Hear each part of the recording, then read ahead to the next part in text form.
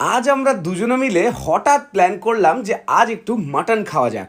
বহু যুগ মাটন খায় না, এই দুঃসাহসটা যে করতে পেরেছি এটাই বিশাল ব্যাপার। তো যাই হোক, দুজনে মিলে যেমন ভাবা তেমনি কাজ, মাটন কিনে নিয়ে চলে এলাম বাড়ি। তারপর সেটাকে বাছা আর পরিষ্কার করা আমার দায়িত্ব, এক্সট্রা চর্বিগুলো সব বাদ দিয়ে দিলাম। আর উনি পেঁয়াজ কেটে মশলাপাতি মেখে সব রেডি করতে লাগলেন।